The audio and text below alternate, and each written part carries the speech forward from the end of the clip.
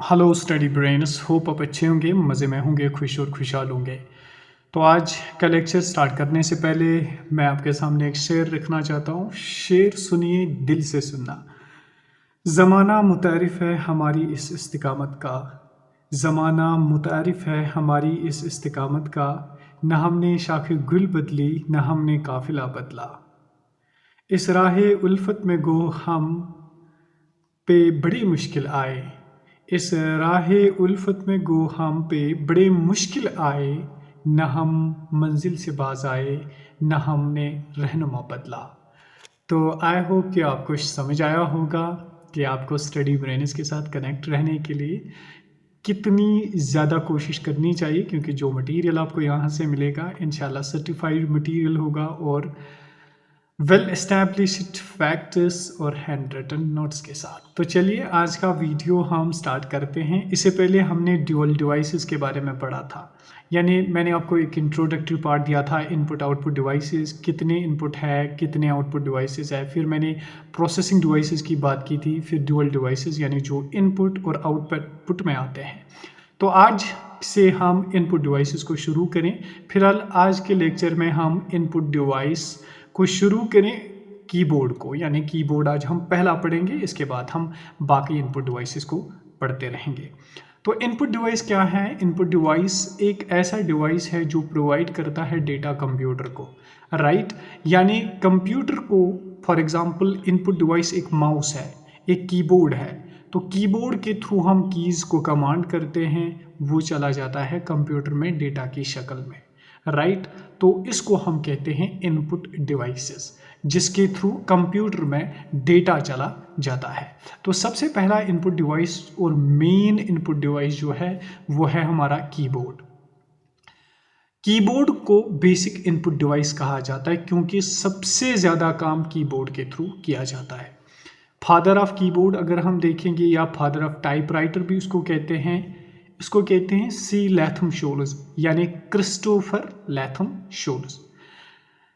Maximum number of keys एक keyboard में 109 होती है, लेकिन स्टैंडर्ड नंबर ऑफ कीज जो अक्सर होती है वो होती है 104, जो कि कवर्टी कीबोर्ड में है। कवर्टी कीबोर्ड कौन होता है? जिसको पहली रो अगर आप कीबोर्ड की देखोगे वो QWERTY से शुरू होगी, इसलिए इसको कहते हैं कवर्टी कीबोर्ड।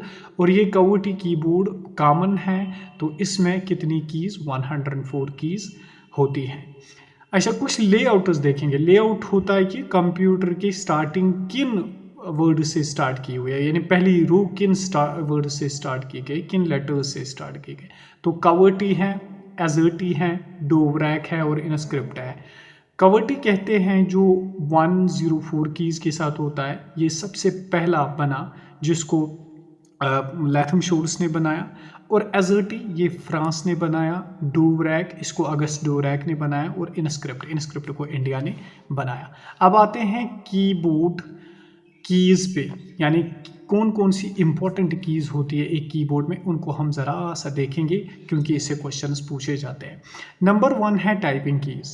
टाइपिंग कीज़ को अल्फ़ा न्यूमेरिक कीज़ भी कहा जाता है। इनमें कौन कौन सी की आती है? एक तो इसमें A to Z आती है, 26 लेटर्स ABCD, और दूसरा आता है इसमें 0 to 9 यानी 10 डिजिटल कीज़, सॉरी यहाँ पे डिजिटल कीज़, 10 डिजिट कीज़ या डिजिटल कीज़ इनको कहा जाता है। इसके बाद जो है, इसके बाद क्या आता है? इसके बाद आता है फंक्शन कीज़। फंक्शन कीज़ किनको कहते हैं? जो ऊपर वाली सबसे ऊपर में होती है, किसको? कीबोर्ड को function keys F1 to F12, इनको प्रोग्रामेबल कीज़ भी कहा जाता है। नंबर 3 पे आती है न्यूमेरिक कीज़।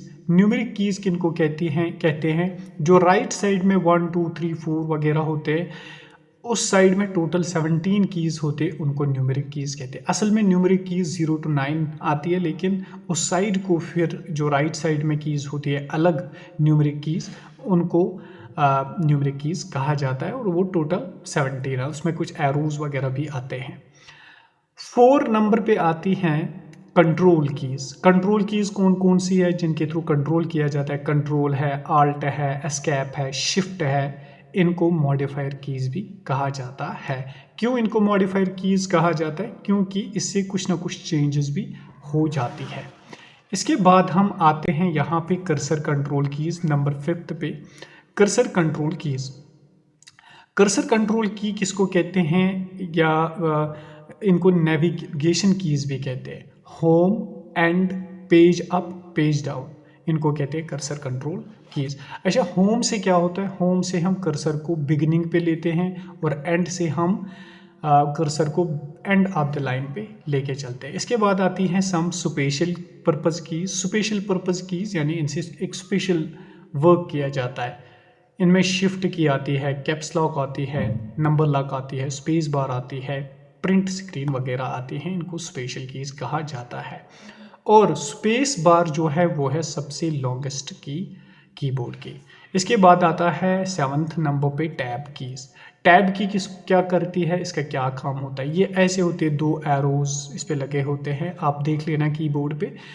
इसे इंडेंटेशन ऑफ पैराग्राफ होती है, यानी इसे पैराग्राफ, अगर आप टैब लगाओगे, अगर कर्सर यहाँ पे होगा तो वो यहाँ पे आएगा, इतना छोड़ेगा, मतलब पैराग्राफ छोड़ेगा। इसको इंडेंटेशन ऑफ पैराग्राफ इससे होती है।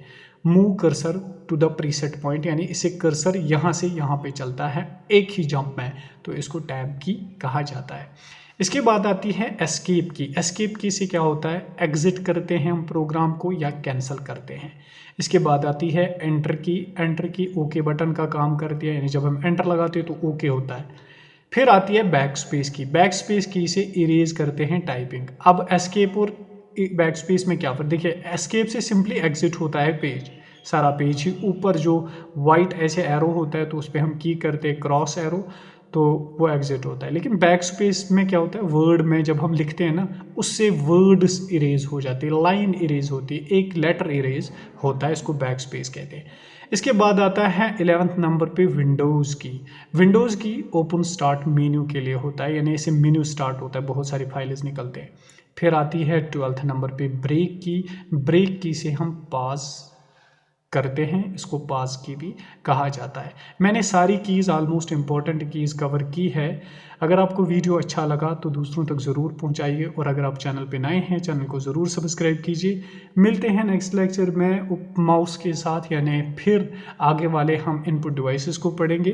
तब तक के लिए अल्लाह हाफिज़। मेहनत करते रहिए, कोशिश करते रहिए, कामयाबी खुद ब खुद आ जाती है। लेकिन अगर हम मेहनत नहीं करेंगे तो कामयाबी कभी आपके पास नहीं आएगी। Thank you so much. Have a good day with a good health.